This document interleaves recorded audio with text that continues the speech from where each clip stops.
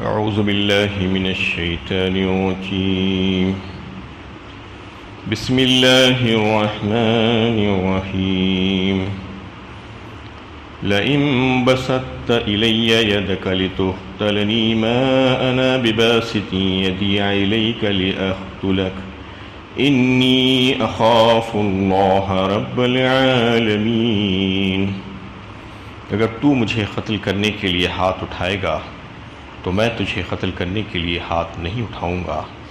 میں اللہ رب العالمین سے ڈرتا ہوں. یہ سورہ مائدہ کی 28 نمبر کی آیت ہے. حضرت آدم علیہ السلام کے 2 بیٹوں کا تذکرہ چل رہا تھا.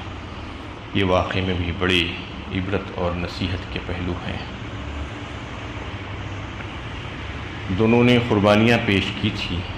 ایک کی قربانی قبول ہوئی، دوسرے کی قربانی رد کر دی گئی.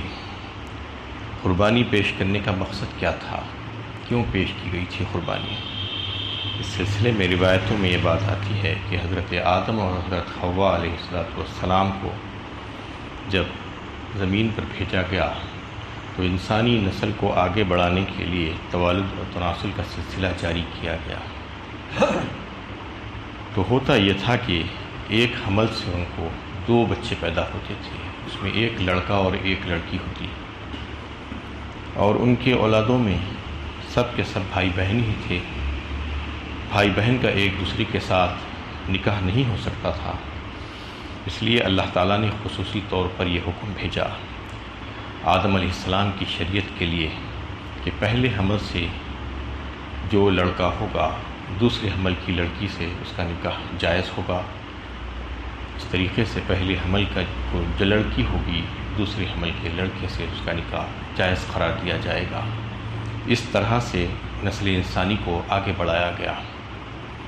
ہوا یوں کہ وہ دونوں بھائیوں میں سے ایک بھائی جس کا نام قابیل تھا، اس کے ساتھ پیدا ہونے والی جو لڑکی تھی وہ بہت ہی حسین و جمیل تھی، اور دوسرے حمل سے جو پیدا ہوئی تھی وہ لڑکی بد شکل تھی. جب نکاح کا وقت آیا تو قابیل نے کو بہت غصہ آیا کہ اس کے حق میں وہ بد شکل لڑکی آ جائے گی. تو اس نے غصے میں آ کر کہنے لگا کہ مجھے میرے ساتھ جو لڑکی پیدا ہوئی تھی اسی سے نکاح کر دیا جائے. حضرت آدم علیہ السلام ظاہر بات ہے کہ شرعی حکم کے خلاف فیصلہ نہیں کر سکتے تھے. ایک صورت انہوں نے تجویز کی کہ تم دونوں اللہ کے بارگاہ میں اپنی اپنی قربانیاں پیش کرو. جس کی قربانی قبول کی جائے گی اس کو وہ لڑکی دے دی جائے گی. دونوں نے اپنی قربانیاں پیش کی. حابیل جو تھا وہ جانوروں کو پالتا تھا. اس نے ایک عمدہ دمبا اللہ کی نظر پیش کی. اور قابیل جو تھا وہ کاشتکار آدمی تھا. اس نے کچھ گیہوں اور دیگر چیزیں جو زمین کی پیداوار ہے اس کو پیش کیا. حابیل کی قربانی قبول ہوئی، قابیل کی قربانی رد کر دی گئی. حسب دستور آگ آ کر کھا گئی ایک کی قربانی کو.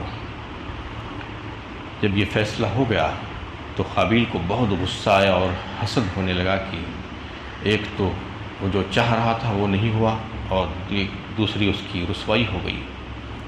اب وہ اپنے بھائی کے قتل کے در پر ہو گیا. یہ بات کل کے درس میں چل رہی تھی. یہاں تک آج کی آیت میں جو بات ہے لئن بسطت الی یدک لتقتلنی ما انا بباسط یدی الیک لاقتلک. اب بھائی سے کہہ رہا کہ میں تجھے مار ڈالوں گا. تو دوسرے بھائی حابیل نے کہا کہ اگر تو مجھے قتل کرنے کے لیے ہاتھ اٹھائے گا تو میں تجھے قتل کرنے کے لیے ہاتھ نہیں اٹھاؤں گا. میں تجھ جیسا عمل کرنے والا نہیں ہوں. اس میں یہ بات واضح کی گئی کہ اگر تو اقدام قتل کرتا ہے تو کر، میں اپنی طرف سے قتل کا آغاز نہیں کروں گا. واضح رہے کہ قتل کا آغاز کرنا اور بات ہے، قتل کی مدافعت کرنا اور بات ہے. یعنی ڈیفنس کرنا. کوئی آپ کو مارنے آ رہا ہے تو اس سے اپنے آپ کو روکنا یہ اور بات ہے. اس سلسلے میں صحیح بخاری اور صحیح مسلم کی حدیث ہے. نبی کریم صلی اللہ علیہ وسلم نے فرمایا کہ قاتل اور مقتول دونوں میں جہنم میں ہوں گے. قاتل اور مقتول دونوں جہنم میں ہوں گے. صحابہ کرام نے عرض کیا کہ یا رسول اللہ، قاتل نے تو ظلم کیا ہے وہ جہنم میں ہوگا، لیکن مقتول کیوں جہنم میں ہوگا؟ تو آپ صلی اللہ علیہ وسلم نے فرمایا کہ وہ بھی اپنے ساتھی کو قتل کرنا چاہتا تھا۔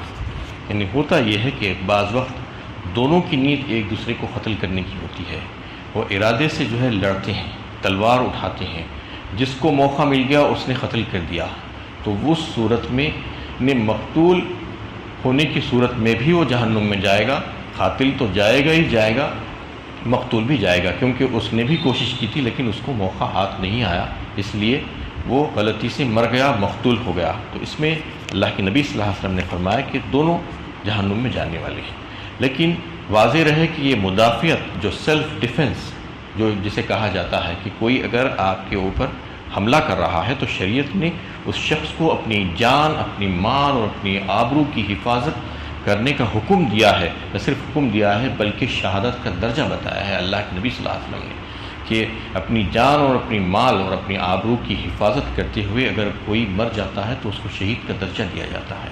تو اتنی بڑی جو ہے اس کی فضیلت ہے کہ سیلف ڈیفنس کرنا ضروری ہے۔ ایسا نہیں کوئی مار رہا ہے تو مر جائے ٹھہر کر، بلکہ سیلف ڈیفنس کے لیے اسلام نے اس بات کو جو ہے بتایا ہے، اور اس کو یہ کہا ہے کہ یہ گناہ نہیں ہوگا کہ اگر کوئی دست درازی کرنے والا تمہارے اوپر دست درازی کر رہا ہے تو تم اپنے آپ کو روکنے کی کوشش کرو۔ اور اسلامی قانون میں ایسے خون کا نہ قصاص ہے نہ دیش ہے، یعنی اگر کوئی اپنا سیلف ڈیفنس کرتے ہوئے کسی کو مار ڈالتا ہے، کوئی آپ کو مارنے آیا ہے اور آپ اس کو جو ہے سیلف ڈیفنس میں اس کا جو ہے قتل ہو جاتا ہے تو اس کا قصاص بھی نہیں ہوگا۔ قصاص مطلب یہ ہے کہ جان کے بدلے جان، یا دیت مطلب یہ ہے کہ فدیہ دے کر جو جان چھڑائی جاتی ہے مارنے کے بعد، دونوں چیزیں اس پر لاگو نہیں ہوگی قانون کے اعتبار سے۔ انی اريد ان تبوء باسمی واسمک فتکون من اصحاب النار وذلک جزاء الظالمین۔ میں چاہتا ہوں کہ تو میرا اور اپنا دونوں کا گناہ سمیٹ لے اور دوزخیوں میں شامل ہو جائے کہ ظالموں کی یہی سزا ہے۔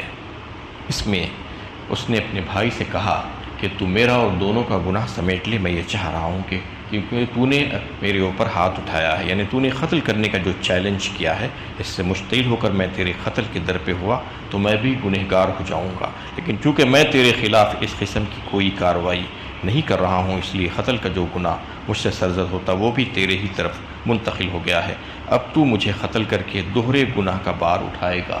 مطلب یہ ہے کہ ایک گناہ اقدام قتل کا اور دوسرا گناہ ایک ایسے شخص کو قتل کرنے کا جس نے باوجود اس بات کے کہ تو نے اسے قتل کرنے کی دھمکی دی تھی تیرے قتل کے در پر نہیں ہوا تھا، اس لیے دوہرا گناہ تجھ کو اٹھانا ہوگا، دوہرا بار تجھ کو اٹھانا ہوگا۔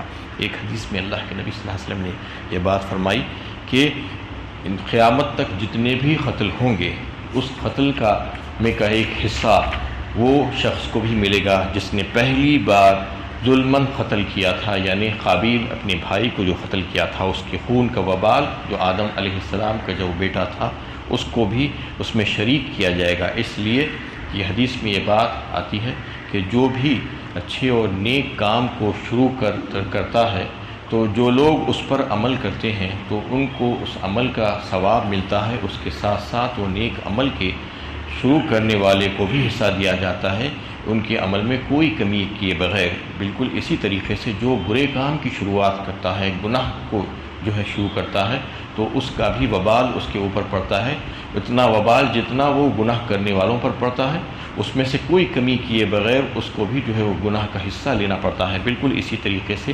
حضرت آدم علیہ السلام کا جو بیٹا جس نے پہلے قتل کیا تھا تو اس کو قیامت تک جو لوگ جو قتل ہوتے رہیں گے اس میں کا حصہ اس کو دیا جاتا رہے گا۔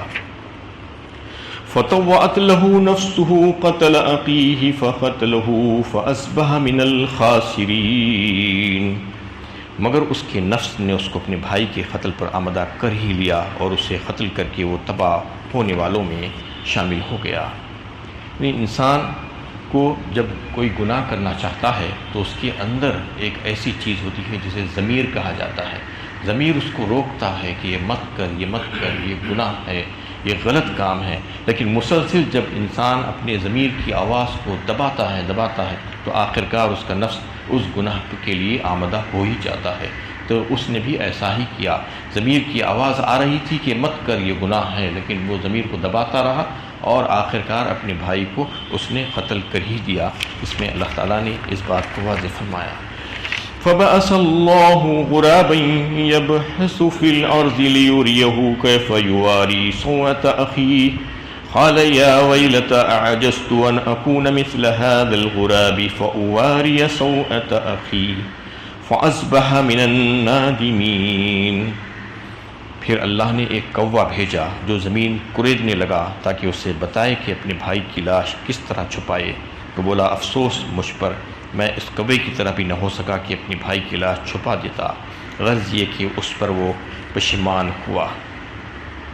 اب ہوا یہ کہ قابیل نے اپنے بھائی کو قتل تو کر دیا، لیکن اس کو ایسے ہی چھوڑ دیا، اس کی لاش کو زمین پر میدان میں، اور وہ سڑ گل جائے یا پرندے اس کو اچک لیں۔ یعنی اس کی بے حرمتی ہو رہی تھی وہ لاش کی، تو اللہ تعالیٰ نے اس سلسلے میں ایک کوے کو بھیجا۔ اس وقت تک معلوم نہیں تھا کہ انسان کو زمین کھود کر دفن کرنا پڑتا ہے۔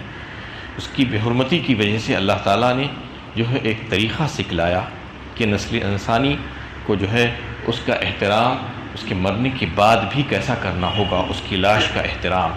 تو اس نے جو ہے کوے کو دیکھا کہ کوا آ کر زمین کھود رہا ہے، وہ یا تو جو ہے ایک دوسرے کوے کی ناش اس میں ڈال رہا تھا، یا کوے کی ایک عادت بھی ہوتی ہے، کوئی بھی کھانے کی چیز اس کو ملے تو وہ زمین میں لا کر چھپا کر مٹی ڈالتا ہے اس کے اوپر۔ تو جب اس نے دیکھا کہ کوا یہ حرکت کر رہا ہے تو اس کو یہ بات معلوم ہوئی کہ اس کو بھی ایسا ہی کرنا چاہیے۔ یہ احترام اللہ تعالیٰ نے سکھایا، یہ قدرت کی طرف سے لاش کو زمین میں دفن کرنے کا فطری طریقہ ہے، اور اسلام نے اس کو مکمل طور پر بتایا کہ انسان کے مرنے کے بعد اس کو کس طریقے سے احترام کے ساتھ اس کو نہلا دہلا کر کفن پہنا کر زمین میں دفن کرنا ہوگا۔ یہ طریقہ اسلام نے سکھایا، اور یہ قدرتی طور پر اس کو جو ہے اس شخص کو جب بتایا گیا کہ اپنے بھائی کی لاش کو زمین میں کس طرح دفن کرنا ہے، یہ قدیم زمانے سے یہ طریقہ چلا رہا ہے۔ فَأَصْبَحَ مِنَ النَّادِمِينَ فرمایا اس کے بعد جب اس نے وہ کام کر لیا، قتل کر دیا، اپنے بھائی کو مار دیا، تو پھر اس کے بعد اس کو پشیمانی ہوئی۔ ظالمانہ حرکتیں کرنے والے انسان کو ایسا ہی ہوتا ہے، اس کو سکون اور اطمینان قلب کبھی بھی حاصل نہیں ہو سکتا، ہمیشہ ایسے ہی مارے پھرتے ہیں۔ جو لوگ ظلم و زیادتی کرتے ہیں اور لوگوں سے کٹتے ہیں اور لوگوں سے جڑنا نہیں چاہتے، رشتے ناطے توڑتے ہیں، ان لوگوں کا معاملہ یہی ہے کہ ان کو اللہ تعالیٰ ان کا سکون غارت کر دیتے ہیں۔ من اجل ذلك كتبنا على بني اسرائيل انه من قتل نفسا بغير نفس او فساد في الارض فكأنما قتل الناس جميعا ومن احياها فكأنما احيا الناس جميعا وَلَقَدْ جَاءَتْهُمْ رُسُلُنَا بِالْبَيِّنَاتِ ثُمَّ إِنَّ كَثِيرًا مِّنْهُمْ بَعْدَ ذَلِكَ فِي الْأَرْضِ لَمُسْرِفُونَ۔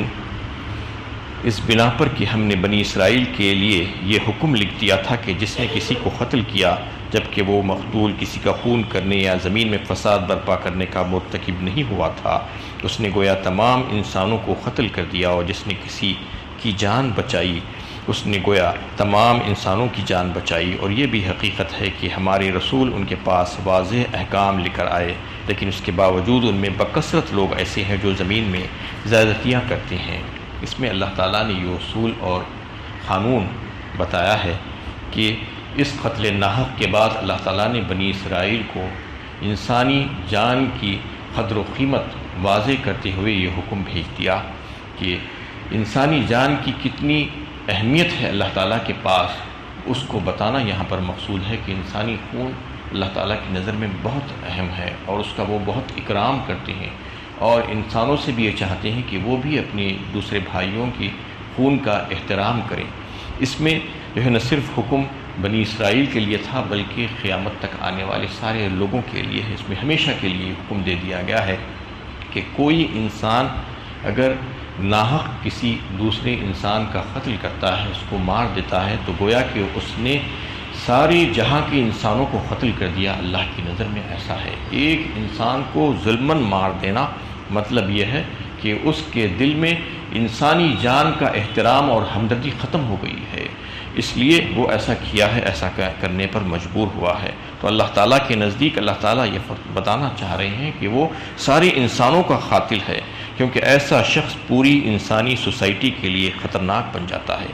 وہ کب کیا اقدام کر بیٹھے گا کسی کو نہیں معلوم، بخلاف اس کے جو شخص کسی ایک انسان کی جان بچانے کے لیے اس کا تحفظ کرتے ہوئے اس کا بقا کرنا چاہتا ہے اور دل میں ہمدردی رکھتا ہے اس کے تعلق سے، تو اس کا مطلب یہ ہے کہ وہ ساری انسانیت کو بچانا چاہ رہا ہے۔ اللہ تعالیٰ یہ فرما رہے ہیں کہ وہ انسان سب سے اچھا ہے، بلکہ اس بات کا ثبوت دیتا ہے کہ اس کے دل میں انسانی جان کا احترام موجود ہے، وہ انسانیت کا ہمدرد اور بحیقہ ہے۔ ایسا ہی شخص انسانی سوسائٹی کا محافظ ہو سکتا ہے۔ آخر آیت کے آخری حصے میں یہ بات واضح کرتے ہوئے بتایا گیا کہ بنی اسرائیل کے لیے قتل کی سنگینی کا حکم لکھ دینے کے بعد ان کے اندر رسول بھی بھیجے گئے اور ان کو اللہ تعالیٰ کے احکامات ان کے اوپر واضح کیے گئے، لیکن ان کی نافرمانی مسلسل مجرمانہ حرکتیں جاری رہی۔ وہ اس بات سے باز نہیں آ رہے تھے کہ اللہ تعالیٰ کے احکامات کو توڑتے رہے تھے مسلسل۔